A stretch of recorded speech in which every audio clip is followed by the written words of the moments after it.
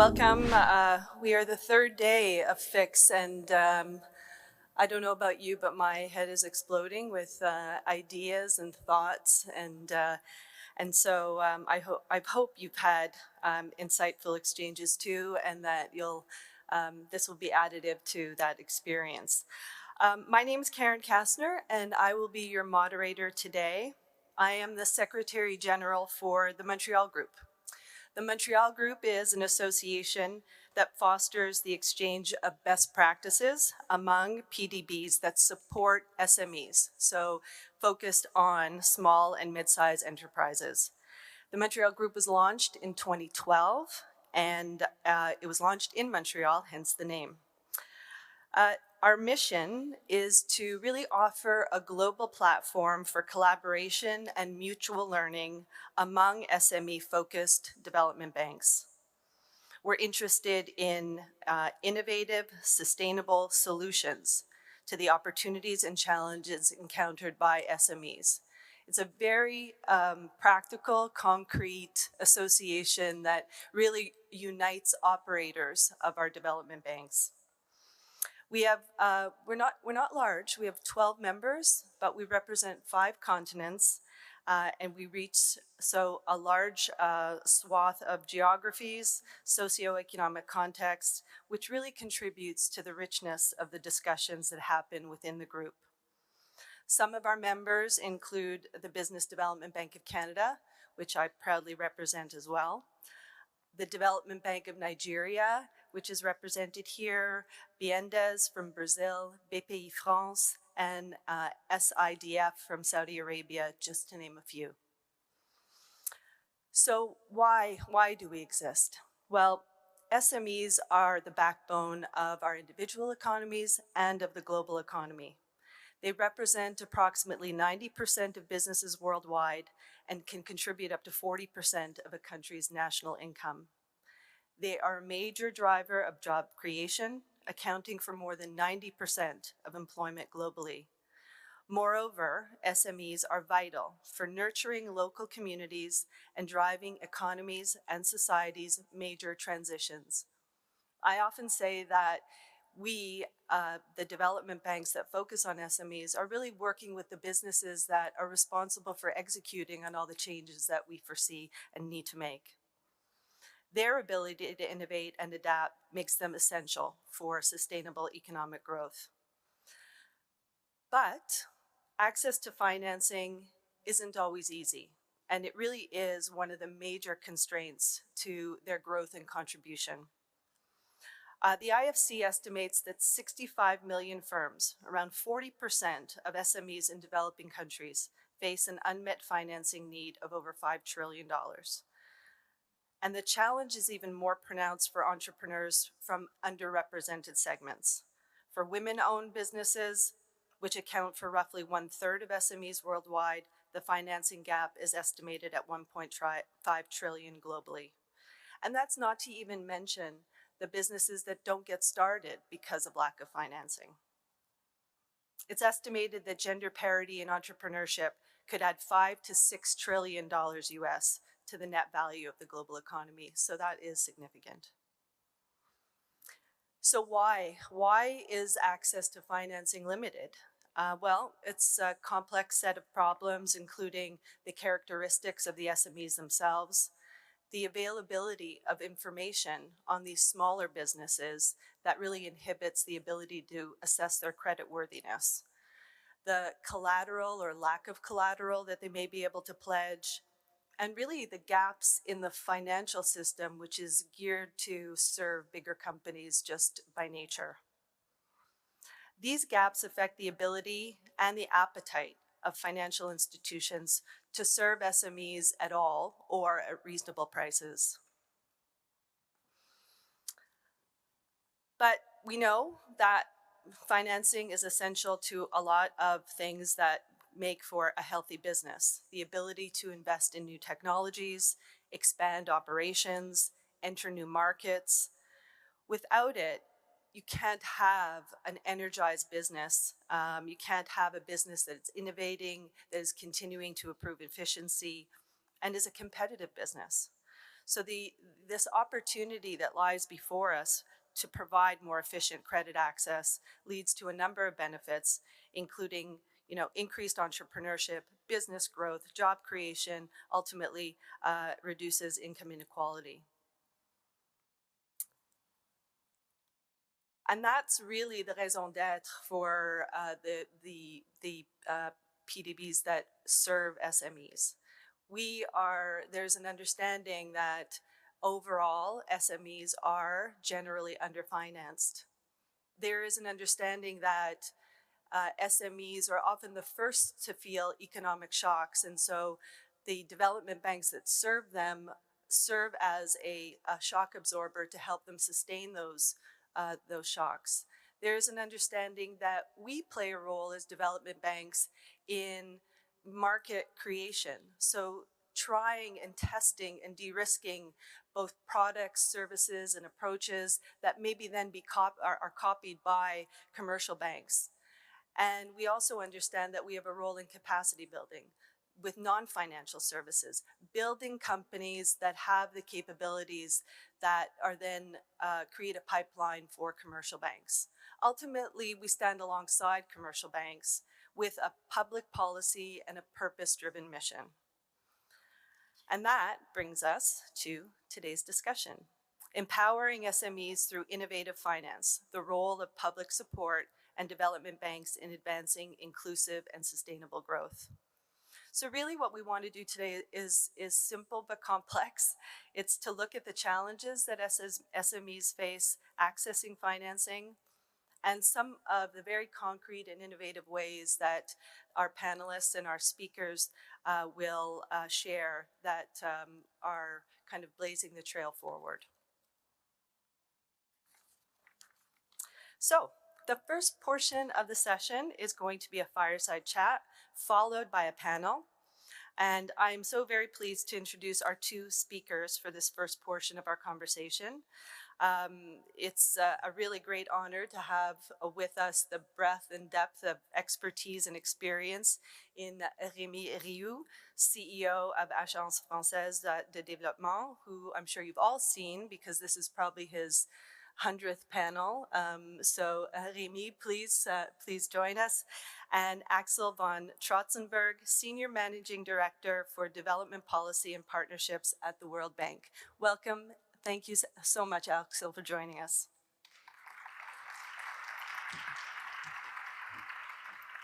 I did all that without my glasses. That is an accomplishment.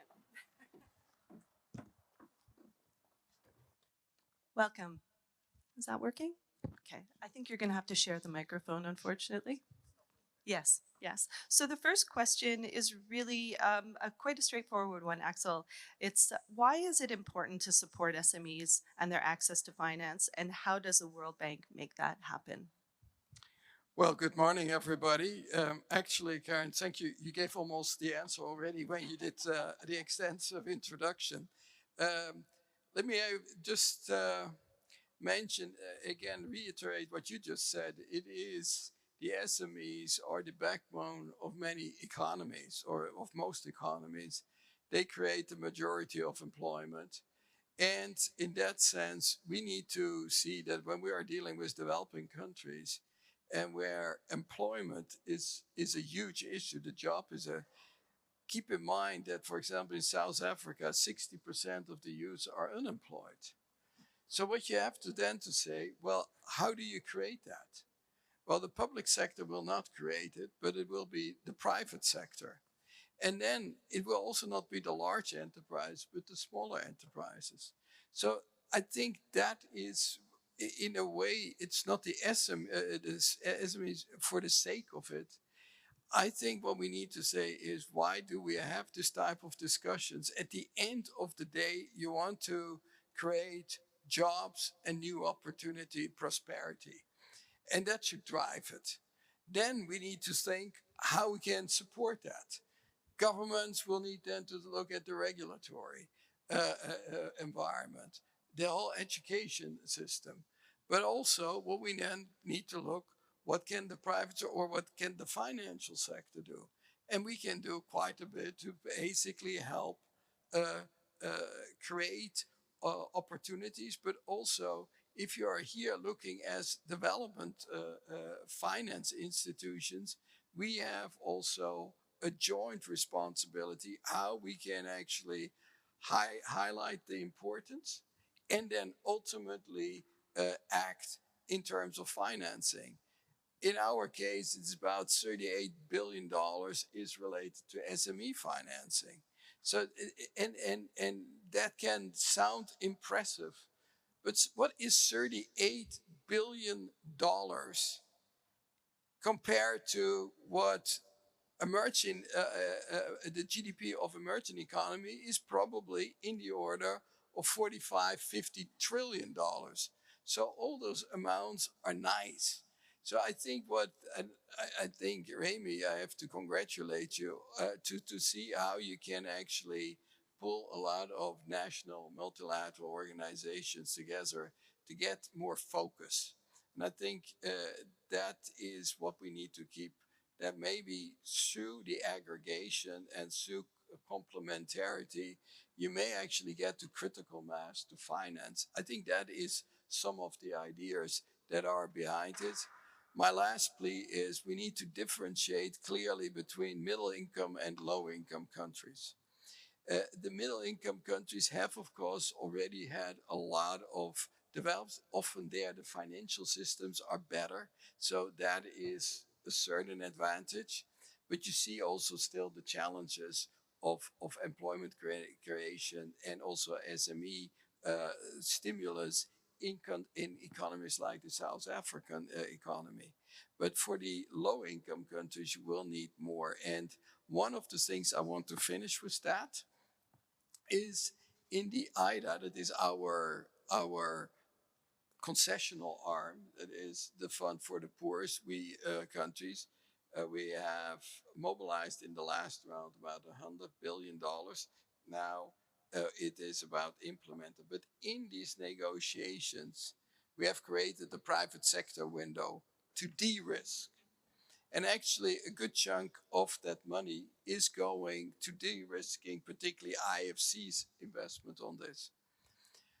What I think is a problem is that these amounts that we have, it's about right now $3.5 billion, is not enough.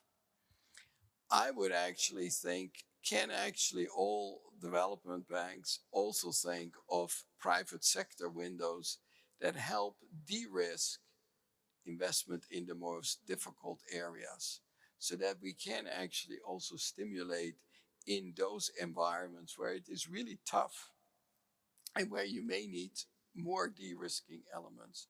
Can we actually mobilize more? My dream is this AFD and the other multilaterals all join, and that we get maybe to $10 billion or more. But I think that is ultimately also what is necessary. Thank you. That's systems collaboration that we've been talking about. Remy, the same question. Thank you, Karen. Thanks to the Montreal group for this important discussion on SMEs and fantastic panelists. They will be more specific and inspiring than I can be. Let me first start by thanking Axel for being on stage with me. There was a summit in Paris about a new global financial impact, but you are, Axel, the highest ranking World Bank professional participating a Finance in Common summit. And so I really want to, Pablo Saavedra, of course, in charge of SMEs finance. He was in Cartagena last time in Colombia. I see Eva here. The World Bank is participating the Global Research Network of Finance in Common, but of course you, Axel, in charge of policies of the World Bank Group as a whole. It means a lot to us to have you on stage, playing the role that the World Bank has to play, which is of course the role of a financier, of course, billions, but as you said, it's the role of a platform, basically, providing where needed, differentiating the situation of the countries, what's missing, and building, helping structure the system, and also the World Bank in your capacity as being, I would say, a bit demanding, which is important to provide incentives also between us, and that's the case for SMEs. Because it's not an easy issue especially for us as international public development banks. So that's where the panelists that are mostly, I see Bancoldex, I see colleagues from Turkey, from France, will express on their own challenges in their own constituencies. And for both of us to see then how we could position innovative instruments. Of course, from our perspective, supporting SMEs is just a no-brainer. I mean, it's 90% of global business. So, and there's no contradiction between business and the sustainable agenda. If even more, we have to articulate both of them, especially right now, where the sustainability agenda is challenged. I mean, is under threat. So I like the idea that through sustainable growth, through job creation, through SMEs financing, we find maybe a new way to reach the goals we set a decade ago by empowering people, by going to the ground, by innovation, by grassroots transformation, and help also as institution committed to sustainability to explain. I think that's a figure John Denton, the Secretary General of ICC, explained, that it's a 790, let's say 800 billion US dollar market that is happening. And of course, for big firms, but mostly for, and it's not easy to reach them, but it's opportunities. Sustainability is business opportunities for all, including SMEs. So maybe I stop here, but of course, the challenge of unmet financial needs for SMEs remains key, and maybe we'll come to that later. You touched on a really important point, which is the SME world is a very fragmented one. It's very difficult for to finance SMEs because they're all very different. What do you see?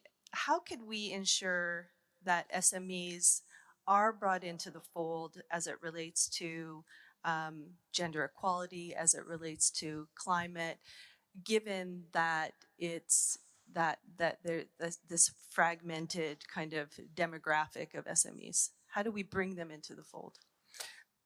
Well, let me build on what Remy just, and I'm not sure if it was mentioned, but he said the system is a bit under threat. But I understand this, what is happening today in the world, and is of huge consequence.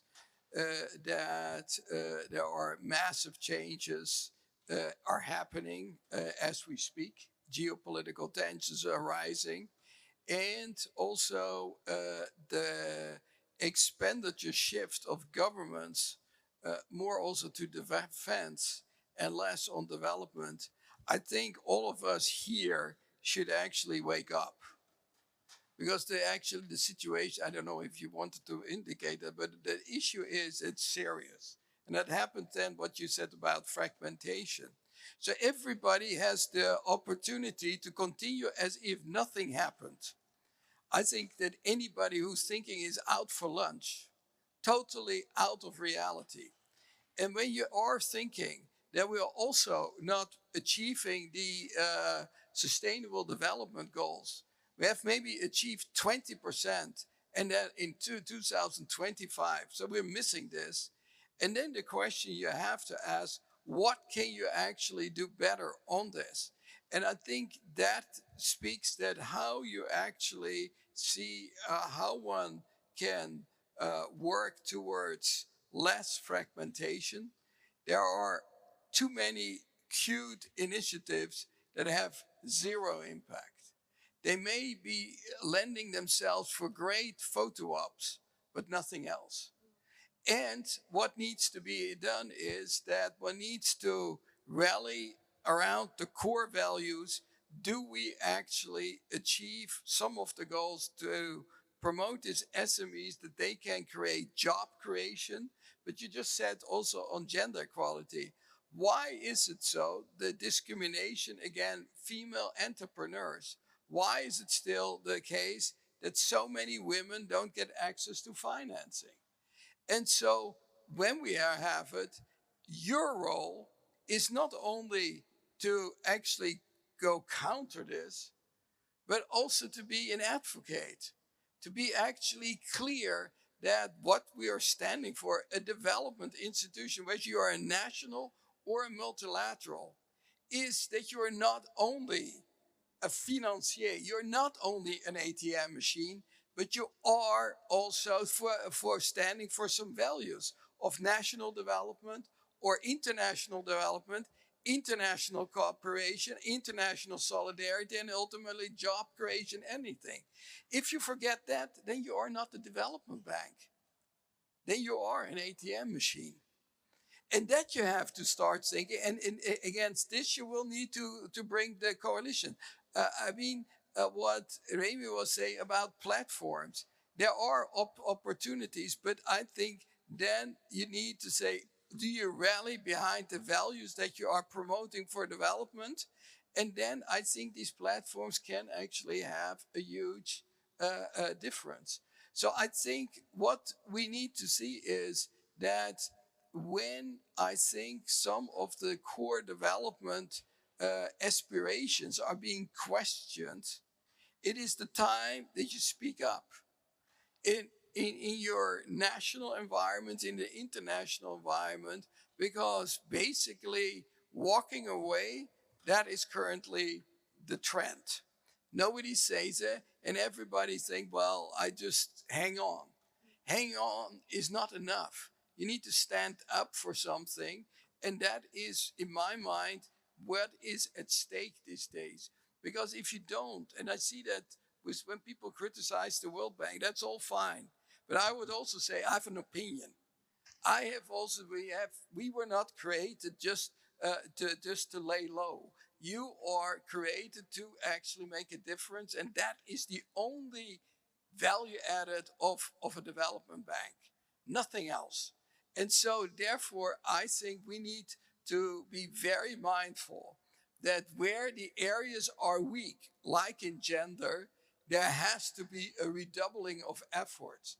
And it cannot be only in talking. Just look to your own lending programs. How many of those programs have an active gender component? And please, not in the footnote, but in the chapter. And that is what is required. Same with the climate financing. The I have to be blunt. The dishonesty that everybody is doing development finance when in fact nothing is being done, but there is talk about this, has to stop. We are not making a difference if people are not convinced that there is climate change is happening and you need action. And therefore, I think you need to see, are you directing that to those priority areas? And we have had that in the bank, it's 45%. And we get our flag on this. That's okay. But, 45% is still $42 billion. That's not nothing. And we doubled that.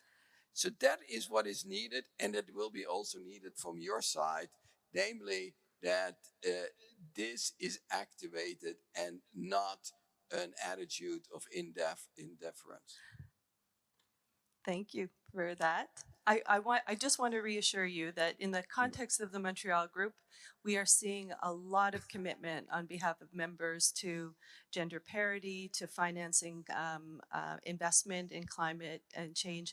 Often what some of the issue is that the SME themselves have so many pressures on them that it's not always top of mind for them to invest. So one of the challenges that we have as development banks is that creating that financial instrument, creating that product that creates an appetite in the SME to actually take that loan for that purpose. So I guess one of the questions I have is around financial innovation to create that incentive. Also, no notes anymore.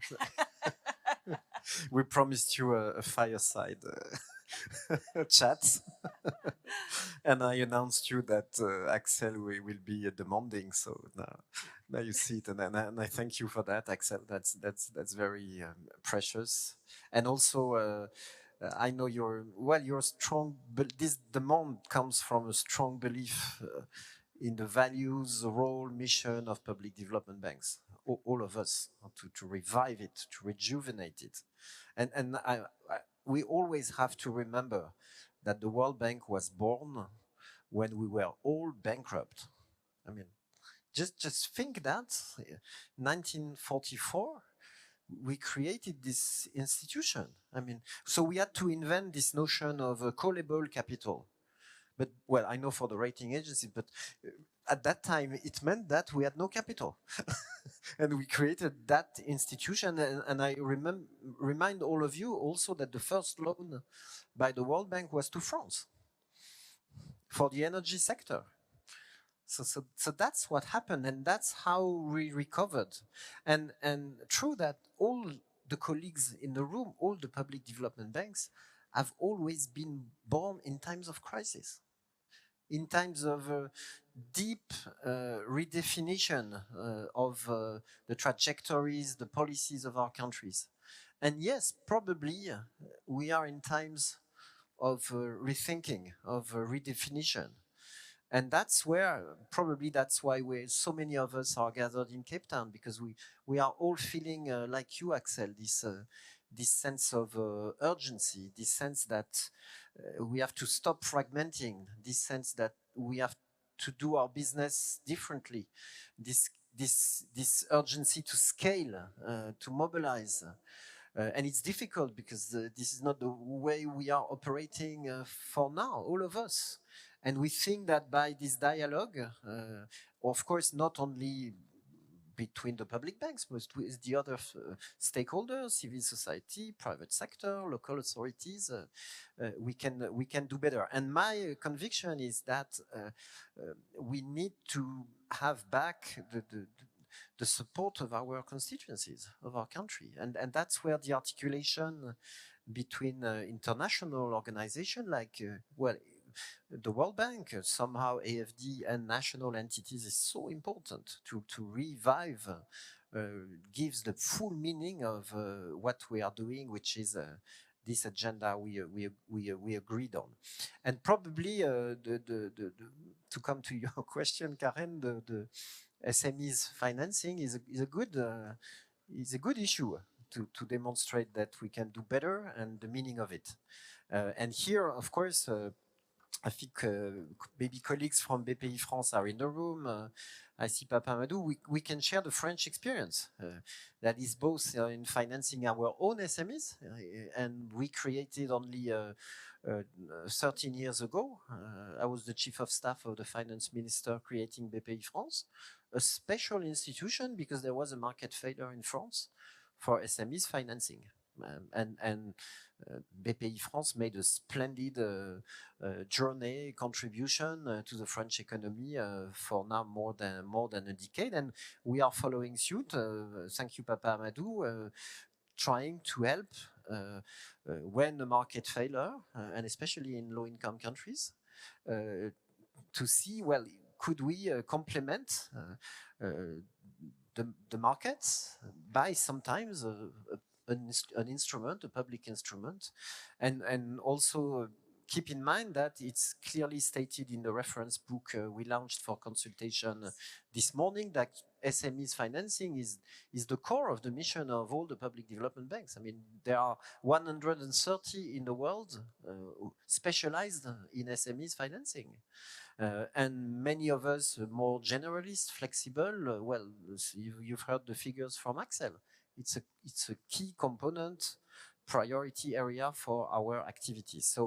So let's demonstrate together that this risk of fragmentation, these values we bear are embodied in concrete action and make this discussion and this system we are building through FIX more effective and convincing for our leaders in the end and our people. Thank you.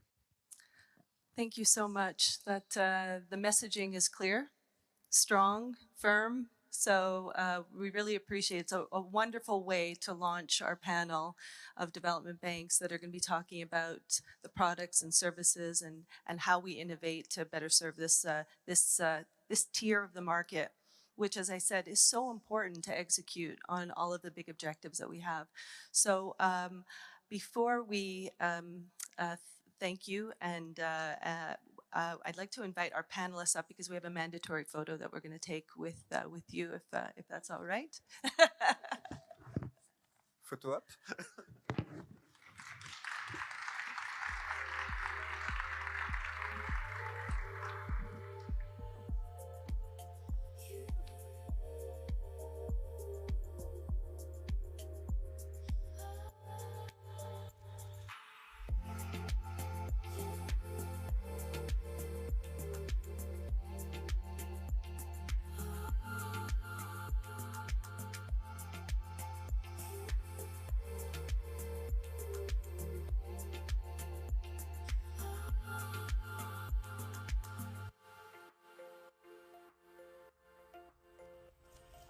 Confusion that never stops, closing walls and ticking clocks, gonna come back and take you home. I could not stop that you now know, singing, come out upon my seas, cursed with opportunities.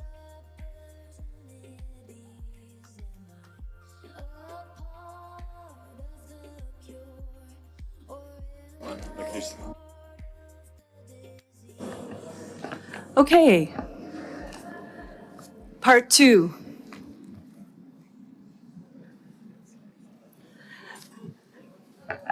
It's now my pleasure to introduce our panelists. To my left, we have Mr. Ibrahim Öztop, CEO, Development Investment Bank of Turkey.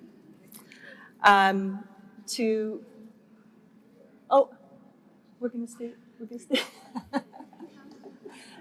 There aren't enough seats up there for all of us. Then we have Mr. Papa Amadou Sarr, former Minister of Entrepreneurship in Senegal, and now Executive Director of Mobilization and Partnerships as Agence Française de Développement. We have across from me, Ms. Claudia Gutierrez, Head of International Relations and Cooperation at Bankoldex. Next to her, Joseph Andogo, Director of Special Projects and Financial Inclusion, IBS Bank in Somalia. And next to him, Igor Skarsia, Industrial Development Expert at UNIDO. Welcome, panelists.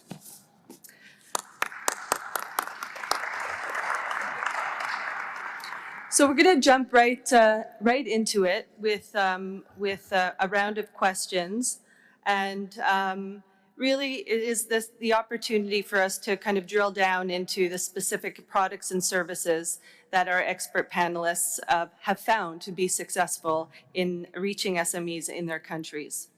I'm going to start with Ibrahim. The Development and Investment Bank of Turkey is financially supporting the private sector's investments and entrepreneurship potential to ultimately increase employment and prosperity in Turkey. With that being said, Ibrahim, could you elaborate on how your bank supports SMEs and what innovations you have introduced to reach SMEs? Thank you very much, Karen. First of all, I'd like to thank the Financing Common. It was a really good, very good organization. For that reason, I am privileged to be a speaker here. Regarding with the activities that we have in our country, regarding the SME financing, it was together with our development banks. We have been funded by the development banks mainly, and of course, the funds coming from these DFIs is thematic. For that reason, we are specialized on some really problems. For example, on the employment creation side, on the refugee side, on the climate finance. But regarding with the SME, what we are doing, since we had a headquarters in Istanbul, we do not have a branches in Turkey. For that reason, we are not planning to open branches. However, what we are doing actually is we are using intermediaries as a financial leasing companies or some banks who has that kind of, let me say, channels. For that reason, we are kind of wholesale banking activities, so that we will get the risk of that intermediaries, and they will definitely activate that kind of channels, their channels to the SMEs, so that the beneficiary will be, of course, the SMEs. And of course, it will be thematic. We will be, of course, monitor their activities, all the loans. We will get the risk of the financial intermediaries, but at the end, the beneficiary will be SME, and they will be kind of, let me say, funded by these kind of funds. We have done this with World Bank, with European Investment Bank, actually with SIP, and so with Asia Infrastructure Investment Bank. Even in COVID period, in investment project, for example. However, in working capital needs as well. And for that reason, we have been already have a good experience in this area. But regarding with what we can do more, actually, for example, we are in talk with some institutions as well. For example, Islamic Development Banks and World Bank nowadays, regarding funding for SMEs. We are planning to use the technology. I mean, we are planning to use fintechs, especially for the supply chain financing. So these fintech companies, they have been already active in Turkey. So we will like to them at least to support these, we use these platforms to reach to these SMEs over the country, in the country. The team is already based on, for example, in employment creation for SMEs. Maybe, for example, in earthquake region, some of them funds will be devoted to the earthquake region, for example. So we will clearly define our strategy, our criteria, and then we will use their somehow facilitate their platform, so that we will get the risk of the beneficiary SMEs, and we will end up with really, we are planning to end up with really a good, fruitful cooperation. Of course, they are more aggressive with the incumbent ones. The incumbent ones, I mean the banks. The banks are a bit hesitating about that because they have plenty of funding sources. However, the leasing companies are really trying to activate, but in the leasing companies, the investments will be financed. However, for working capital needs, for supply chain, for example, activities, these fintech companies are good examples. So we are trying to use all the fintech companies, especially specialized on this. And active and aggressive, we will planning to use that. That's on the debt financing side. On the equity financing side, Karen, we are, of course, have equity financing fund of funds structure or fund structure. So we'll, of course, finance them by means of being a kind of partnership with them, especially via venture capital funds.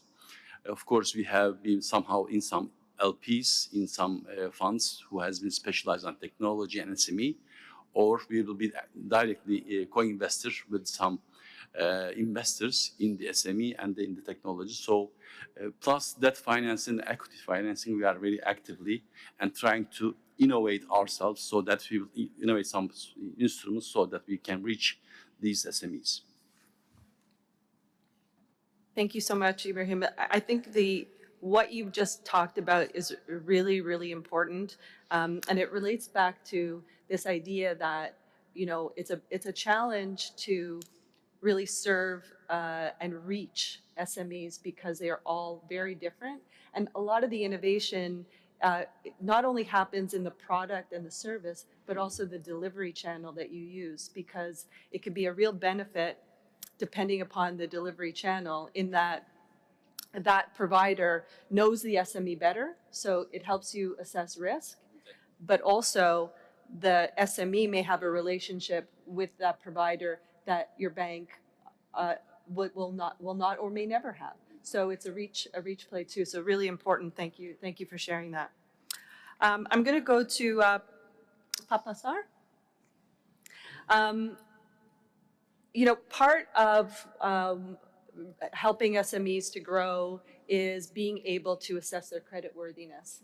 And as we were mentioning earlier, the financial system is maybe not yet in a place where it can have sufficient information about an SME to be able to do that credit assessment. What could you tell us about specific initiatives at AFD that AFD is currently doing to kind of help support the financial system in this regard?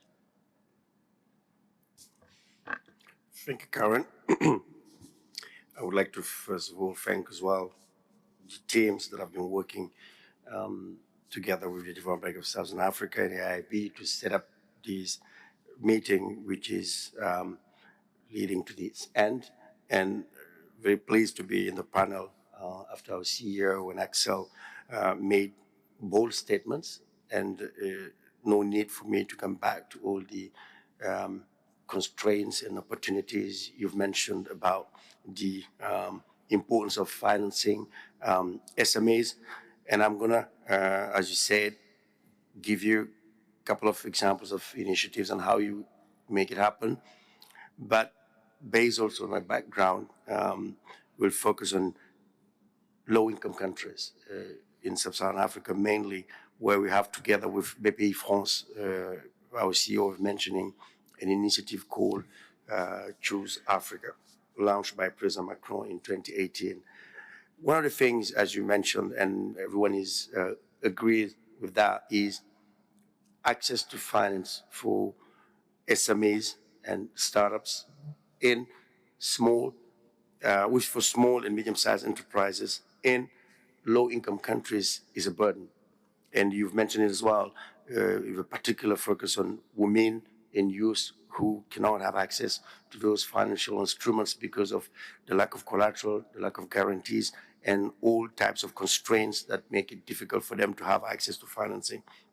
So one of the ways we've been working through is to help the SMEs and the local financial institutions with the public development banks in the countries who operate to do risk analysis and assessment of the business models, which is to really help set up an enabling environment that is conducive to creating opportunities for banks and guarantee funds to come and bring the capital, bring equity, and also help them export. Because at the end of the day, one of the issues we face in Sub-Saharan Africa, my colleague from Kenya will talk about it, not only they don't have access to financing instruments and tools, but when they produce, they don't have a competitive market to be able to export. So the whole approach would be to help them have access to those financing, and some dedicated approach to really make sure that those SMEs have access to affordable capital in time, because sometimes in Sub-Saharan Africa, it could take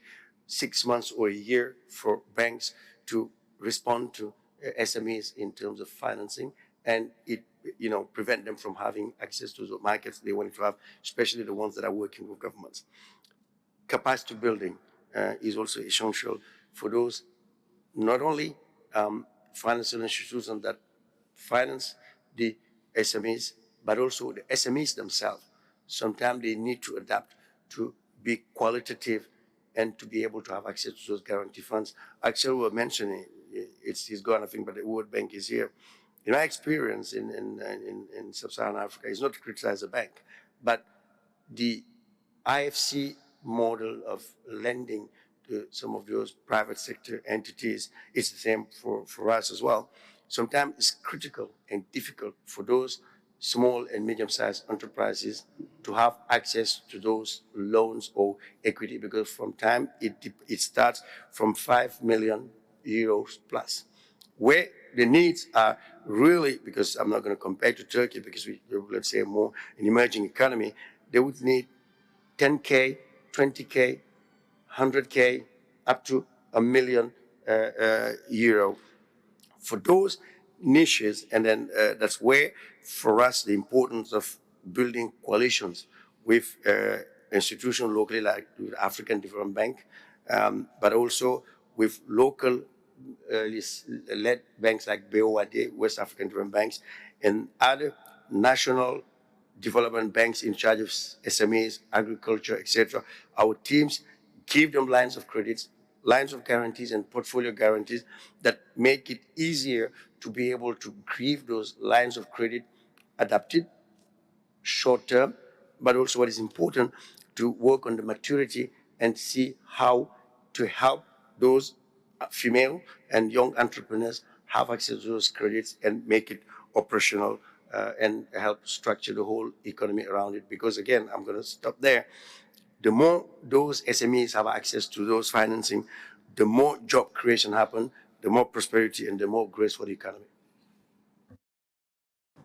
Thank you, Papa. I think that that point about matching financing with capacity building is really, really important, because it's not always money. It's that the whole package. Moving to Claudia. So Claudia, Bancoldex is the development bank of Colombia, supports MSMEs productivity, internationalization, and promotes sustainable development to enhance economic growth in Colombia. How does Bancoldex support SMEs in accessing financing mechanisms in Colombia? Thanks, Karen, and hi to all my fellow panelists and to the people that are joining us today. It is packed, so it's really the best panel we are going to have today. So that being said, what we do is having tailored financial solutions for the MSMEs. We do support businesses all sizes, but we focus on SMEs primarily because they are 99% of the Colombian enterprises. So that being said, we have like 3 separate portfolios. One is on credit lines, in which we could go either through own lending, that means through financial intermediaries in the country, which allow us to have more capillarity throughout the country. That includes microfinancial institutions, by the way. We can go directly to them, that it's roughly or 20% of our portfolio. And then we have also technical assistance, as Papa was mentioning, because we do believe in the power of not just giving finance, but helping find out why the finance is important. You don't just get credit for the sake of getting it, but really striving to see where is more needed in your productive cycle. And we also have some private and venture equity through our fund of funds. We promote those investments. And we have tailored solutions for the needs of the SME. And it can also come to micro if needed and when needed. For instance, after we have Hurricane Iota and Eta in our San Andres Island in the Caribbean, it was completely devastated. And afterwards, what we did is to create this instrument in order to fulfill it. So mainly we activate that, and I think that's how we support SMEs in Colombia. That's a great overview. Thank you. And I'll go to Joseph now. In Somalia, what specific constraints do you see SMEs in Somalia facing in accessing financing, and how is IBS addressing those? Thank you very much. I would like to start by saying that what I hear being discussed here today and in the past 2 days is happening in Somalia. It needs to happen and will continue happening. A lot is happening at a very fast speed, given the discussions, what we have learned from the discussions here. Our transformation journey in financial innovation actually started with our engagement with UNIDO. Maybe it is not by chance that Hugo is seated next to me here. Having identified and selected the bank to work with based on its integrity and philosophy of innovating for financial inclusion. The stage having been set, we have worked with a number of other funds, World Bank, EU, USAID, SIDA. Of course, USAID is not here today. SIDA, KfW, and many others. In the process, we have developed our capacity, and I need to emphasize that we have developed our capacity to deliver on our mission. I actually have a very personal commitment to this sector, and that is why you see Director of Special Projects and Financial Inclusion, because I worked for another bank in East Africa, in Kenya. I moved it to be the biggest bank in that region. It remains so. But one of the fundamental contributions I made at one point was when we were discussing microfinance and the contribution of the foundation that needed to be made so as to play a bigger role in microfinance and SME, was that if they did not if they didn't focus on creating jobs or building capacity for the youth to create self-employment, then we didn't need them. And that was the beginning of their program called Yajiri. It continues to play a major role in East and Central Africa. And I'm glad to mention that the mission statement of IBS Bank also points in the same direction, to be a leading bank in transformation through innovation and driving financial inclusion. Because in Somalia, only 25% of the population is banked. Other population, bankable population, is about, total population is 18 million. And if 25% are banked, then any bank that has a role in the financial system and does not address this problem cannot claim to be adding value. And each time we meet, we ask ourselves, what value are we adding to contributing towards, the enabling of the population to actually participate in economic development and create jobs for themselves and others. So the challenges that we have faced, I'll just go briefly through them. I might not cover all of them given the time that we have today. I'll cover some of them, the very fundamental ones. Some we have engaged with each other, with UNIDO. Lack of national IDs.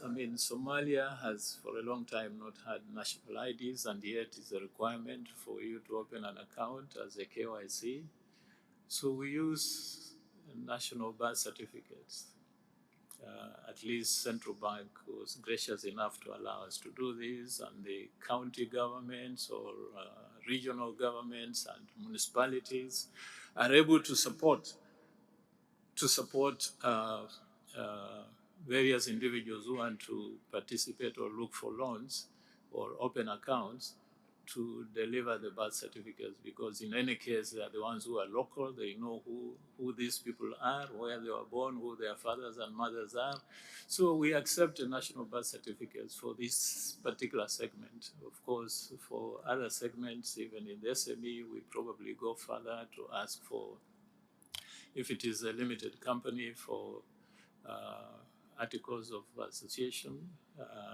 We ask for registration, business registrations, and we go slow on this as we transition them into the informal sector. So lack of physical collateral. We have created products that do not require physical collateral, because this is a major challenge. Land is not, land titles are not properly documented. So it's a major challenge, and particularly for the women who don't own property and the youth. Contract financing, including LPO financing. I heard about suppliers credit. We do that. UNIDO provided funds for lending managed by the bank of several types, which also enabled us to reduce the reliance on physical collateral.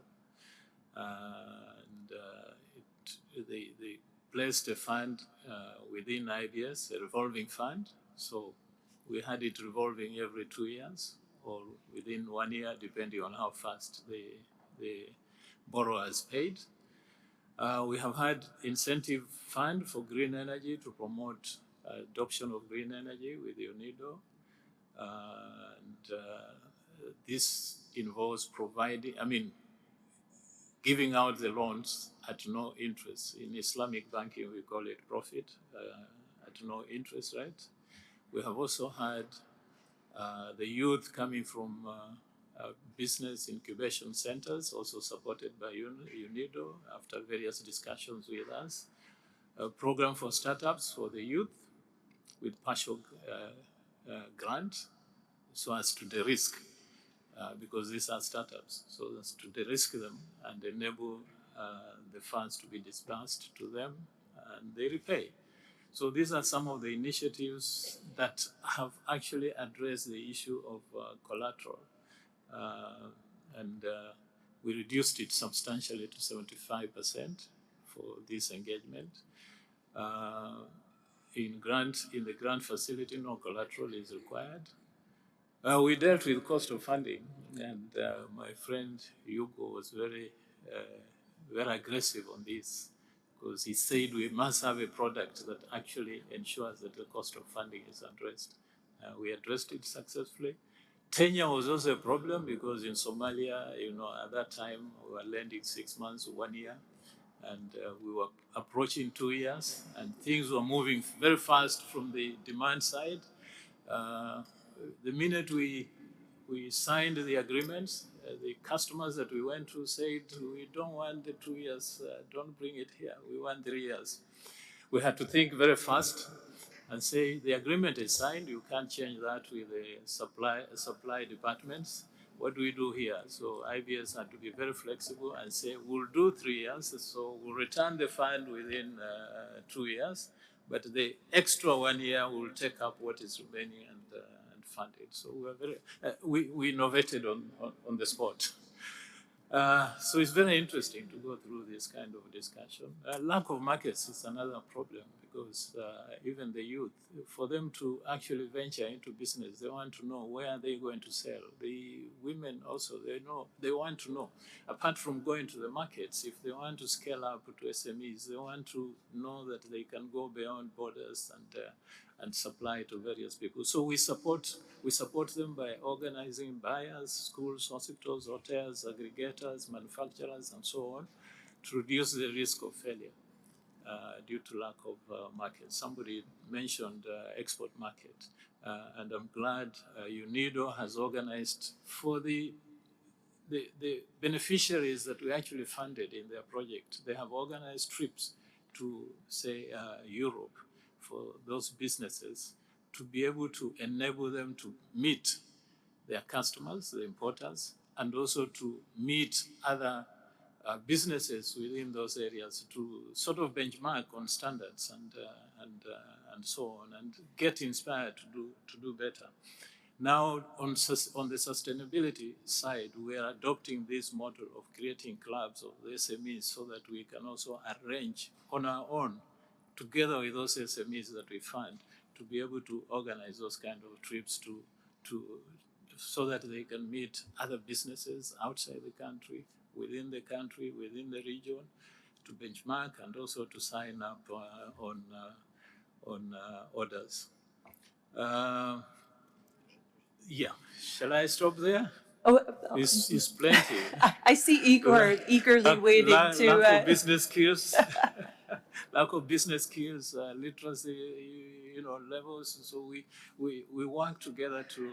There are several BDS, business development service providers within Somalia, and we are able to engage some of them to train our people to make them ready to be lendable to. Yes. That's a great segue, actually, into Igor, because I wanted to hear a little more about how UNIDO kind of Yes. works with a development bank. Right. Yeah. So So I'll leave that on the side for Hugo to expound on. Lack of lending appetite in Somalia. There hasn't been a lending appetite for productive sectors and SMEs for lending to the marginalized people for a long time. What I see happening is that the funds that we are getting from partners like UNIDO are actually working as a stimulus, forcing us to go into those sectors that we have been reluctant to get into and understand them. And at the end of the day, we realize, but it's successful. So if it is successful with somebody's funds, why not our own funds? So with those questions in our minds, we are able to develop that appetite for SME funding, IDPs, and so on. So quite a lot is happening. Climate change and predictable weather condition, the bank has mitigated the shocks, offering seasonal loans, aligning them to the time that income is coming in. In case of droughts and floods, which cause havoc to the businesses, we reschedule the loans, we refinance them. My colleagues who are also here, they look for the customers, find out where they are disappeared to, where they are internally displaced, and try and engage them on what other support they can give. So lack of funds, we are supported by various development partners. We have lots of funds within the banks, but these funds are call accounts, so you can't really rely on them. You know, the customer gives you, and the following day, you know. Great. Yeah. So there are quite a number of things that we're dealing with, and I'm sure Hugo will cover quite a bit on how he has engaged. there's a lot to follow up on there, Joseph. Thank you so much for all that detail. I'm going to turn it over to Igor to give him a moment to talk about UNIDO's mandate to promote sustainable industrial development and kind of how that translates into finance for SMEs. Well, thank you. Actually, thank you, Joseph, for the introduction and the compliment. We have established a great collaboration since already 2020, and it's a little bit an example of the partnership and the work that UNIDO does when it blends technical assistance with financial assistance and put in parallel those two interventions. UNIDO is not a bank. UNIDO is a technical agency of the United Nations specialized on industrial development. Our goal is to basically respond to the needs of member states in terms of implementing their priorities in terms of industrialization and economic growth. Economic transformation, probably more appropriate. So we work at the intersection between policy, technology, and finance to create conditions for industrial transformation that benefits economy, society, and environment alike. Finance is not just about raising capital, as we have been hearing as well. It's about ensuring that investments are efficiently structured, risk mitigated, and aligned with sustainable development goals. Moreover, there is a need for enabling an enabling environment that actually supports institutions to understand what is basically are the needs of the private sector, and particularly the SMEs. Recognizing this important element of the financial ecosystem and for sustainable industrialization, UNIDO actually in 2022, through the reform process, established a dedicated division to strengthen our collaboration with development banks, IFIs, and private investors. This unit is basically what actually will try to promote those engagement that UNIDO has, both with development partners, with development banks, private banks, or as well within our technical cooperation portfolio of UNIDO, where basically we already have existing initiatives like the one that was mentioned earlier by Joseph in Somalia, but likewise the one that I was a pleasure to be involved years ago in Iraq that mirrors this experience in Somalia, where donor funding were made available to, on one side, for a portion of them dedicated to technical assistance, and the other to basically pilot initiative of access to finance. always, colleagues before in the introduction and the fire chat mentioned about the need to pay attention to the bottom of the pyramid in terms of countries, the countries that are most vulnerable, oftentimes post-crisis, or with less institutional conditions to, or economic conditions to basically ensure tools to access to finance for the SMEs. SMEs, we believe, is an incredible tool to ensure in those environments where maybe stability or vulnerability is high, to become also a tool for fostering peace, stabilization, and eventually growth. Where basically by investing into factors related to economic gains, redistribution of economic gains, that is a process of redistribution of resources that definitely reduce the risk of conflict, therefore contributing to peace. Stabilization is basically what we are talking about here, supporting SMEs and creating jobs in SMEs inevitably will also foster stabilization in those environments where basically institutions are lacking, and there's the need to rebuild those institutions to support a long-term presence of a state or long presence also of the economic and market opportunities. And eventually, once you reach that, the opportunity goes into the growth side of the things. So attracting investment for growth purposes. That is the more complex element, the element of those initiatives, particularly in vulnerable environment. UNIDO, we don't necessarily work only in vulnerable or post-crisis environment. Definitely, that is part of our portfolio project.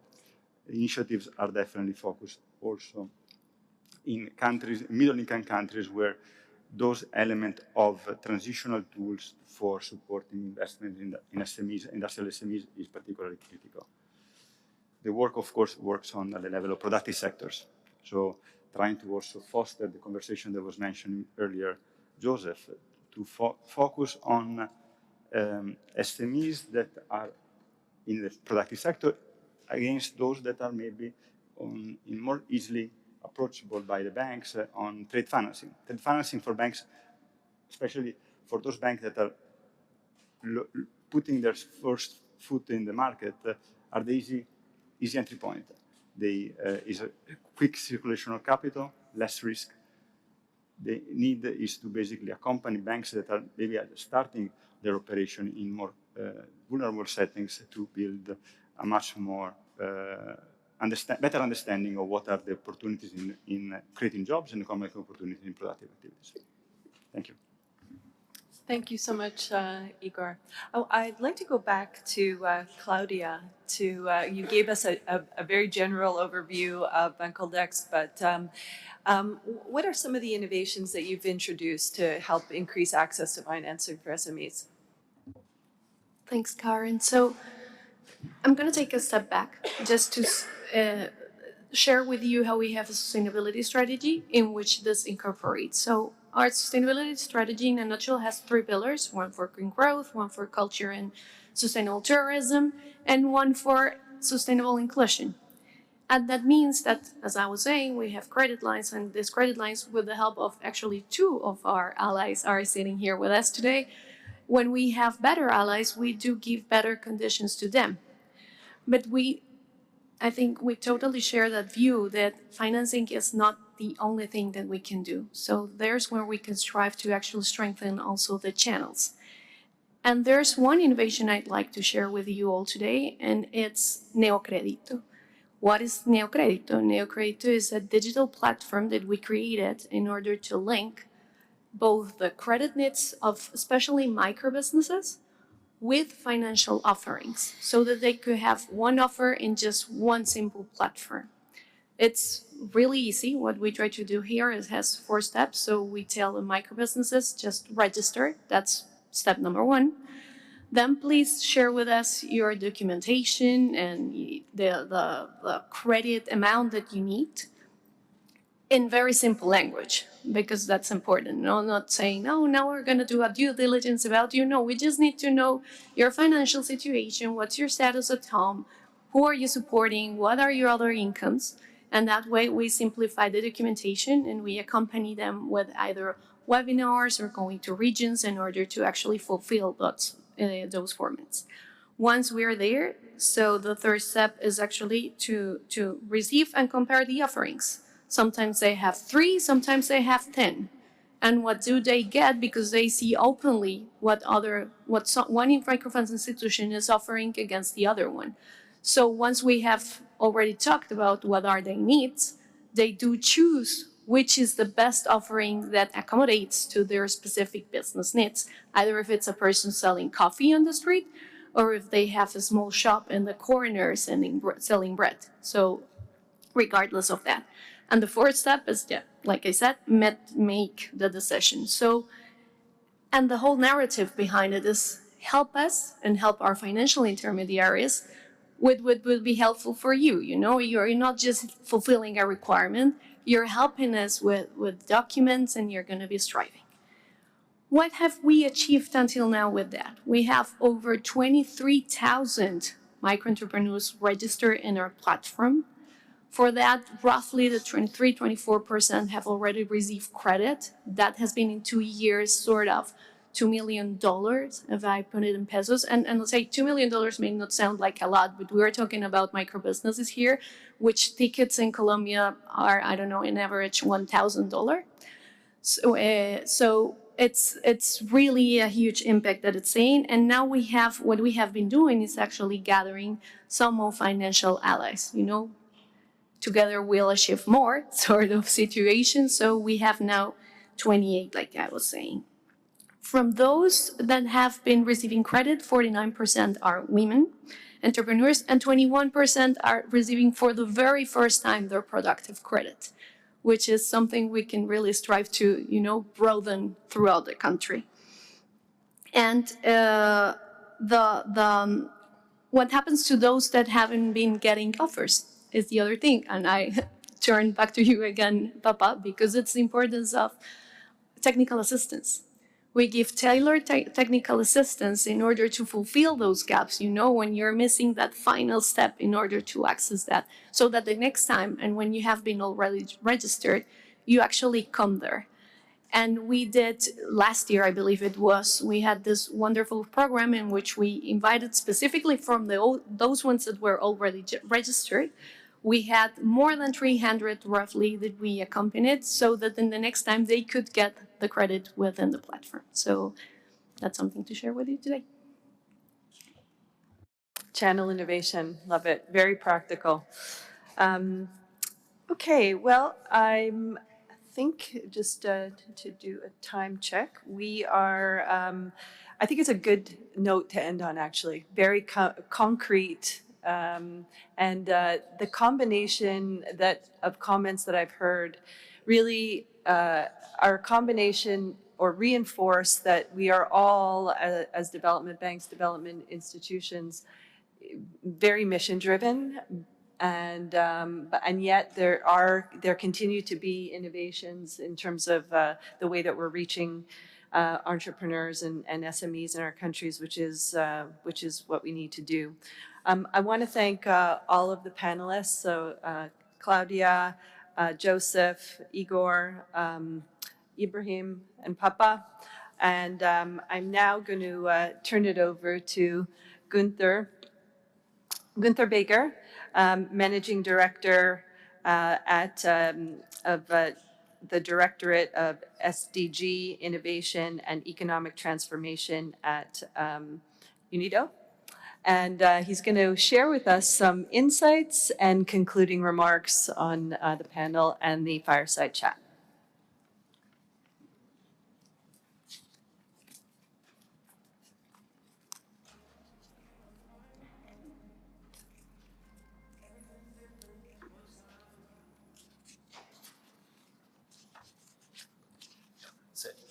Thank you so much, Karen, for first of all giving me the floor, and also I have to say leading us so greatly through the entire session. And dear ladies and gentlemen, colleagues, it's my pleasure, of course, to provide closing remarks on this inspiring session. The last day of the Finance in Common Summit draws to an end, and I, like many of us, will be returning to our duty station in a few hours, and I think The flight to Frankfurt will be full with many of you, what I learned. But I will be traveling back, I think, much richer, rich, of course, of impressions of the beautiful city, Cape Town, and I will come back to have also more time for some interesting discussions, and most importantly, this session has been a joint effort by the Agence Française de Développement, World Bank, and the Montreal Group and UNIDO. And in fact, working jointly is symbolic to the challenges at hand, because we only will be successful, and Axel mentioned, is if we work jointly. Why, if the access to finance for SMEs should be increased, this goes without saying, and we heard it today many times, the central role for employment, wealth creation, and tax income that SME play in most economies. And this cannot be underestimated. And as our moderator, Karin, directly mentioned at the beginning in the welcoming remarks, SMEs, due to their size, face many obstacles that hinder them to grow, to expand, and to innovate. And this esteemed panel has discussed the critical role of enabling environment to expand SMEs' access to finance, the contribution of public support, of course, to mobilize private capital for SMEs, and the potential of technology to bring down costs and improve the access to finance. Very interesting what you mentioned with your, what was the name? Neocredito. I don't think it works. It does? Yes, okay. Neocredito, anyhow. That was very interesting, and that brings me also to one of our new developed tool, Confas, which is more or less in the same direction, and we have to have an exchange later on it. I think that having the perspective of different institutions also in this panel, in various geographical areas, 5 continents you mentioned, was extremely valuable, and I could observe how complementarities can be leveraged to partner for more innovative solutions. We have heard experience from financial institutions in Colombia, Somalia, and Turkey, as well as from the global work of World Bank and the AFD. And I do not want to go once more in too many details, but the case, the presentation from our colleague from Somalia, for example, the IBS Bank has shared their insights into financing of SMEs and micro enterprises through Islamic finance principles. And next to the financing, that was also made very clear, the technical assistance provided was crucial in making it successful. And technical information assistance to industry, and in particular to SMEs, is at the core of UNIDO's DNA. And now I would use 2 more minutes to make a little bit promotion for our institution. Why is access to finance for SMEs also relevant for us as United Nations Industrial Development Organization? Because most of the companies that was also mentioned, our partner countries, are SMEs, and more than 90% are more or less work in an informal sector, often completely lacking access to the financial sector. And at the same time, of course, industrialization, our partner countries often goes through SMEs. So we want to increase sustainable industrialization, then we need to do more to provide financing to SMEs. This is why one of our key strategies is to work closely with the development finance institutions at all levels, global, regional, and national, to mobilize resources, structure investment opportunities, and develop de-risking financial instruments for sustainable industrialization. And we are increasingly engaged in expanding these partnerships to offer solutions that include private capital mobilization, access to finance for SMEs, and technical assistance at the level of companies and of local financial institutions. In doing so, we can rely on a growing network of our investment and promotion offices around the globe. The already mentioned software Comfar, and the expertise of decades of work on the micro, meso, and macro level in our member states. And To make our approach a little bit more concrete, I would like to mention two more examples of several new initiatives we are developing with partners from the financial sector. First, the Transformation Pathway Fund. This fund has been designed to reduce the climate financing gap in industry with innovative blended finance along global value chains. The target size of this fund is $1 billion, and the mission is to increase access to investment capital for SMEs in emerging market and developing countries, and of course to decarbonize industries through investments in mitigation solutions. Secondly, our new Islamic finance initiative. We are working on a special program with the Islamic and Arabic development banks to develop more financing solutions for SMEs, especially in rural areas. As you can see in these examples, and also there are many others, Igor presented one, UNIDO is teaming up with partners from the UN system, the IFI and DFI community, as well as the private sector, to increase access to finance for SMEs. Also today, before we close the session and soon return to our home countries, I would like to extend our invitation to establish new partnerships, to work together with us, so that we all can contribute to the SDGs. We learned we are far away from reaching the goals and for a sustainable future for all. Thank you very much.